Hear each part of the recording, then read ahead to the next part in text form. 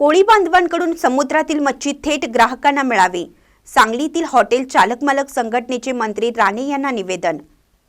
समुद्रात मच्छी पकडणारे कोळी बांधव व्यापारी ते थेट ग्राहक मच्छी मिळेबाबत प्रयत्न करावा, अशी विनंती हॉटेल चालक मालक असोसिएशन जिल्हा सांगली यांच्या वतीने अध्यक्ष शैलेश पवार यांनी मच्छी बंदर आणि समुद्र मंत्री नितेश राणे यांच्याकडे निवेदनाद्वारे केली आहे।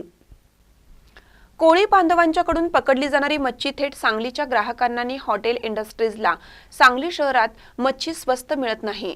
उत्पादक आणि ग्राहक यांच्यामध्ये प्रचंड दलाल असल्याने भरमसाठ मनात येईल तो दर लावले जातात।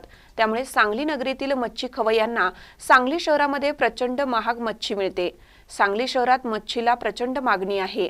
रोज 1 टन मच्छी सांगली शहराला लागते। दलालांची दराच्या माध्यमातून प्रचंड लूट असल्याने सांगलीकरांना मच्छी स्वस्त मिळत नाही, तरी हॉटेल व्यावसायिक धारकांना ग्राहकांना मच्छी स्वस्त देता येत नाही, परवडत नाही। त्यामुळे आपल्या प्रयत्नातून उत्पादक धारक ते थेट ग्राहक यांना मच्छी मिळण्यासाठी मोठी बाजारपेठ सांगलीमध्ये उभी करावी, अशी मागणी केली आहे।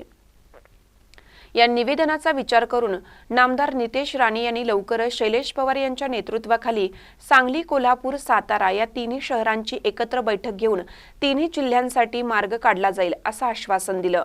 या मागणीसाठी सांगली शहरातील मच्छी खवय्यांची स्वस्त आणि मस्त अशी सोय होणार आहे। त्यामुळे नागरिकातून समाधान व्यक्त होते।